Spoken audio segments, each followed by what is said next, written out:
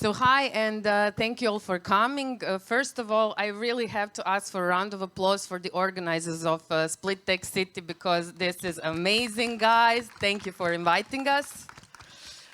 You already heard we are going to talk about trends in marketing. So this is something that is interesting to everybody. Digital marketing has gone crazy in the past couple of years. Everything is developing so fast, moving so fast, and we're going to try and figure out what some of the most compelling trends that are around are happening. I'm not going to do that alone. I'm going to have help from our members in IAB Croatia. Anja Gađa from, it used to a couple of years ago be a small startup, but now it's on its way to be one of the Croatian unicorns. So please welcome Anja Gađa, PR and events lead for SofaScore in Croatia. Then we have Ivana Postržin, who is the digital marketing group leader at Croatian Telekom. That small company, you might have heard of it, you know. Hi, Ivana. And we have with us Jan de Jong. Jan, you live in Split, right? This is my home city. This is your home. For how long? Actually, 3rd of September, I celebrated my 18th anniversary in Split. Wow. So please welcome Jan de Jong. He's a local from Split and also a co-founder of Webpower, Adria. These three people are not going to be the only ones that are going to voice their opinions during this Vox Populi segments. You've all gotten these lovely cards that have their pink side and their black side. And throughout this panel, I'll be asking you to also voice your opinions and answer some more questions, because we really want to know what do you think about the topics that we will be going through today. So, when we were preparing for this panel and we were discussing all different sorts of trends in marketing and digital marketing, then it was, I think, Ivana, that you said that basically quality content marketing is the thing that has started to be more and more at the front line these days, meaning stories and content on the internet that is not forced, but that is useful and super interesting to its audience. And it's also apparently my favorite trend, because it is what we all want. For the content that we get is something that we are really interested in, and something that is very useful for us. But before we start, I wanted to ask you a first question, which is basically, do you think that we have reached a point where quality content, the content that you are interested in, manages to find its way to you? If you think that it's so, then raise the love side of your cards. But if you think that it still gets lost in the wilderness of that is internet, then raise the other black side of your cards. What do you think? Oh, so wow. The content, I would say that, okay, so the left side is more pink, the right side is more black, so it's divided. What do you guys think? I think that you talked to a really, really big number of people, even in Croatian Telekom. What is your opinion on that? Yeah, well, I think that that content is actually a trend, and especially living in this area where, where all communication is going through content creators.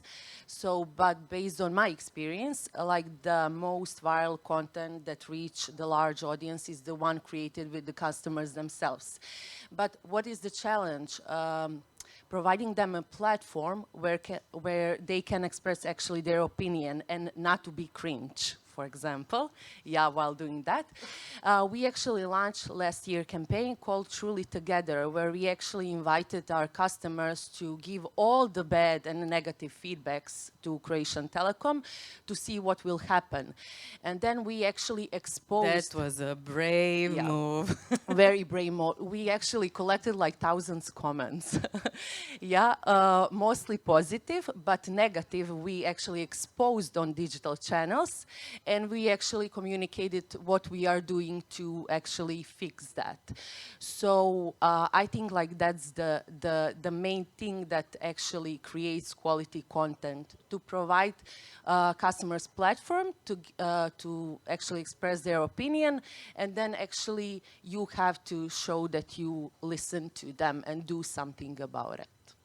Amazing. That's and did you get more power from the people who actually criticized you? Was it like "Bravo, Hate, that was a boss move" kind of thing? Yeah, actually we did, from the people also in digital marketing. It was like, wow, how did you manage to do that, or something like that. But people were more like, their reactions were like, wow, finally someone who listens to us. And numbers and research after the campaign, I mean, campaign is still on, but the shift of perception from, I would say, less positive to more positive was amazing. And Anya, you talk to customers, you have so many of them, and you actually listen to their voice on your platform. How does it work for you? Do you think that your content manages to find its way like straight to them, or? When we talk about how we deliver the content, I think the most important thing is that today's technologies and improvements in technologies have made it so much easier nowadays compared to, let's say, even 5 or 10 years before.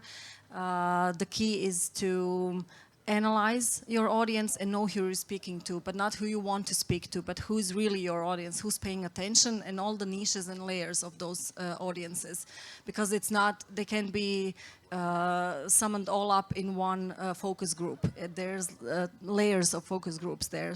And the key in how SofaScore does it is we, and the holy grail of marketing, obviously personalize the content for each platform and for each audience.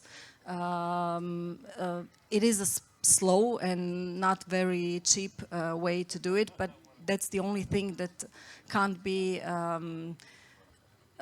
replaced even with a big budget, and that's creating connections with your audiences. So if you speak to your audiences in an authentic way, in a way the language they use, You want them over for yeah, life. Yeah, you want them all, and it doesn't matter on which platform you are. You have to just really pay attention to them.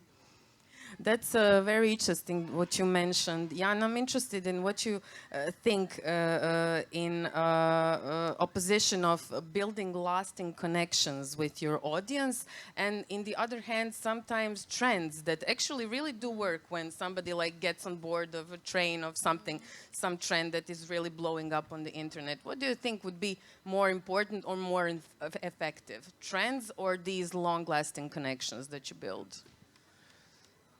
Good question. I think that people very easily see when things are not sincere and when things are being faked for the sake of conversation.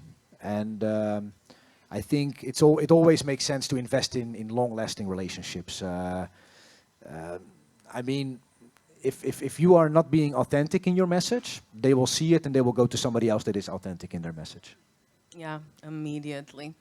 And then again, Anya and Ivana, you work with so much data. And we all know that the free internet is based on a lot of data. But on the other hand, what has started to happen is that there is so much data. So would you maybe say that data challenges are also a part of trends in, at the moment in digital marketing? Definitely it does. Data is very important for decision making, but it can also sometimes cause something called paralysis by analysis. So if you dig too much and don't know what you want to get out of it, it can happen that those trends go by and then you jump on the train when the train is already on the second station from you, and you just come out as unauthentic. So regarding trends, if it's natural for you and your brand, I'm always for it. But it's not something that we build our strategy when it comes to content creation on. It's something that has to go obviously we watch a lot of games and you have to follow what's happening on the pitch, on the moment, and the content is very much influenced by it. But it's not something that we are going to start, let's say, silly dances on TikTok just because it's trendy. I mean, I'm exaggerating, of course, but yeah, you have to do it in a way that's authentic for your brand. And then the data and all the analysis can make sense. And now another question that you can answer with your cards. I'm interested in what do you think? Does having access to more data, more interesting points for your customers, guarantee better decision making? So, do we make better decisions if we have more information and more data? Please raise your cards. If you think yes, then raise the pink side. Okay, so you are data loving audience right here. Ivana, do you think you have a lot of data in your company? Does it ever like hinder innovation or something, or does it actually just supercharge it? I think it supercharges the innovation and trends, but actually you have to educate people on privacy and what you actually doing with their data. I mean, average daily user who actually accepts all cookies on the internet, he doesn't really care what is going on with his data. But so brands' responsibility, they have higher responsibility to actually use that data with respect to the customers. But I think on both sides, if you like offer something to the customer, which is like based on data you have about him, and it's actually super interesting for him and he needs that, both brands and customers could benefit from that. Do you guys think that when we are talking about privacy, that full-blown online privacy is maybe just an utopia at this moment? Is it even possible to have privacy online? What do you think? If you think it's possible to have privacy, raise your love side of the cards. Well, not even one. No, love we have card. one love there. Oh, please, a round of applause for the optimistic gentleman over there. Jan, how was it with the GDPR and direct marketing when it happened? Well, for us, it was very beneficial actually that it happened because so one of the things that you should not be doing if you want to be GDPR compliant is export European data to the United States. And our main competitor, at least for my core business with Webpower, is email marketing and marketing automation. And our main competitors are all US-based providers. And they like were MailChimp. Like MailChimp. And this was one of the big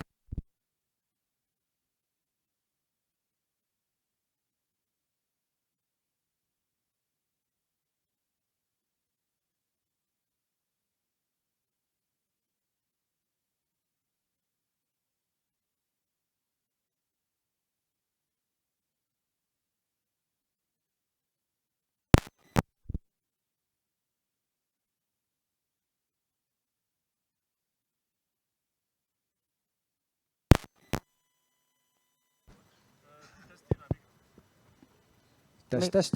Yeah. Oh, it works back. now. You have to repeat now. Now we have to applaud you guys, please, for the technical team.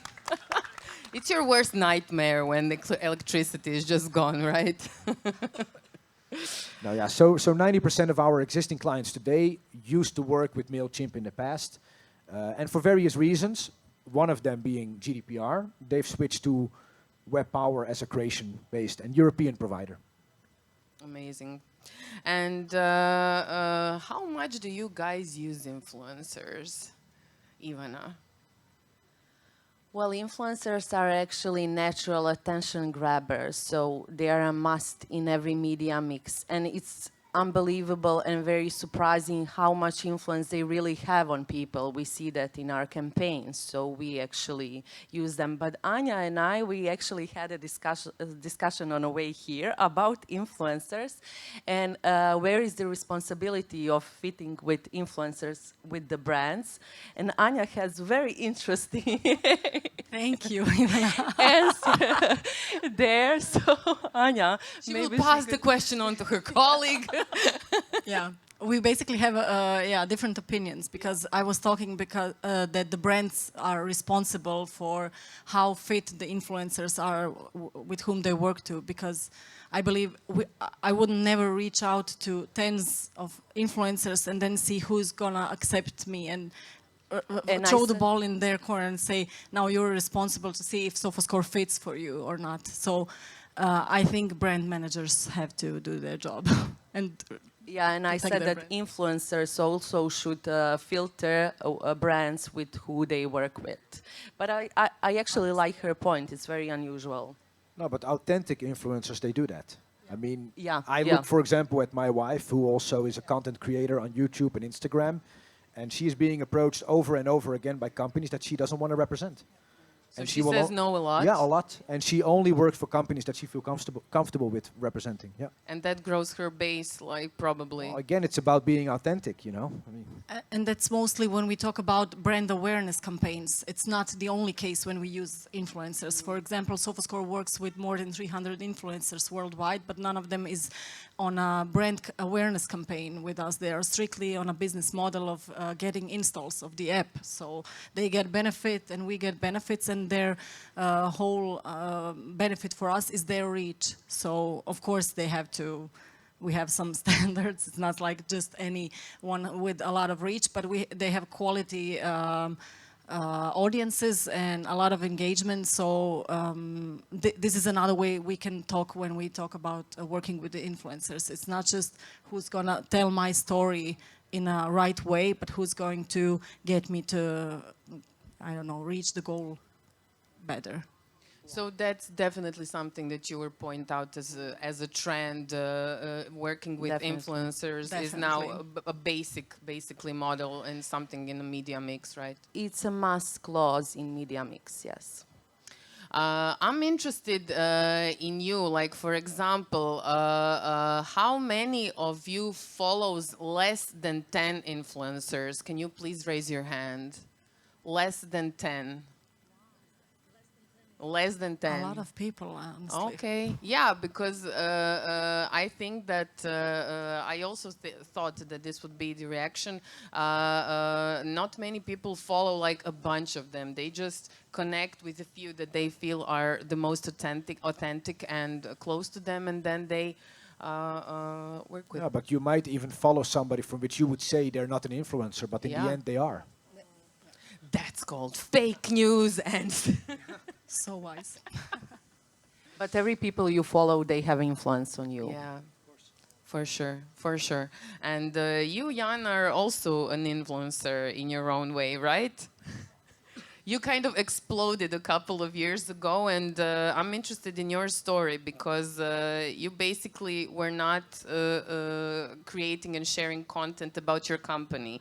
You were sharing content about Croatia and living in Croatia, and you were a pretty strong voice on LinkedIn and some platforms, especially during COVID. So, what's that story from your end? How does it look like? Now, I would describe an influencer really as a person that represents other brands mostly and is getting paid for doing so. I've done a few of those campaigns, but this is obviously not something I do for a living.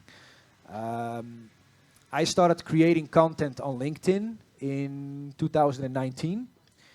And this was really more about me feeling like super grateful for actually choosing Croatia as my home country. In Split. In Split, yeah. And basically just sharing with my very limited audience back then how I feel about living here and how grateful I am about how safe this country is, how beautiful it is, how well connected it is, how amazing and warm-hearted the people in Croatia are, how welcome I feel here. And last but not least, but also about the business opportunities that are here in Croatia. And I think that in a way I'm rather unique in that, because first of all, there's not many people from Western European countries living in Croatia. There's a lot of Croats obviously leaving to Western European countries, but not so much the other way around. And then when you hear somebody actually that was born and raised in probably one of the richest countries in the world, in the Netherlands, that I actually value my life in Croatia much more than I ever did back home in the Netherlands. That's something that people like to hear, and they enjoy hearing my point of view. And then, of course, my audience grew over time. I think at this moment, I have more than 40,000 followers on LinkedIn, which is a complete different social media channel than Facebook and Instagram. That's probably also why not many brands would reach out to me to promote their brand, because that kind of promotion is not very often being done on LinkedIn. But I definitely was able to use my reach on this channel to further develop my core business, which is Webpower. And one very short, I will keep it very short because I think that we're running out of time. But when COVID came around the corner, okay, when COVID came around the corner, my pipeline all of a sudden completely vanished. I had no more businesses in my pipeline that wanted to start with Webpower. And that's actually when I asked the Croatian people if they wanted to participate in my Kupujmo Hrvatsko campaign, where if they would be using MailChimp, if they could switch to Webpower, and that for every 25 companies that would do so, that we would hire one full-time employee in Croatia. And within a couple of months, we got 50 plus new clients, and we were able to employ 2 more people in Croatia. So everybody actually benefited from this. The client, they got a better product. Webpower got the client. We employed more people, so therefore more money to Porezna Uprava in Croatia. And the only one that was actually losing out here was MailChimp, which is a company with more clients than Croatia has population. So we don't have to really feel sorry about MailChimp. So yeah, this was one of the ways how you actually then use your reach on LinkedIn for the benefit of growing your own business. Amazing. And yes, that sound meant we have 5 more minutes. So we are going to skip some topics. I'm going to ask about, of course, AI, because the hype is real, so we cannot skip that topic. And we have here representatives of a couple of companies.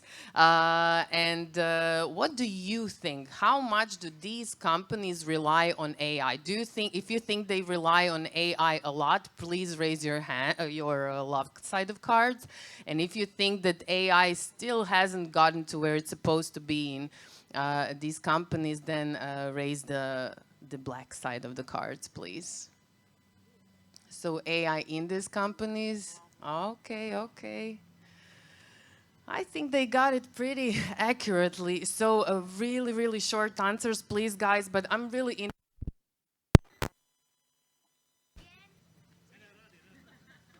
What is the actual situation in Croatia? Like, really, do you use AI in your companies? How much do you actually use it? And do you think that it's a really important thing for your organization?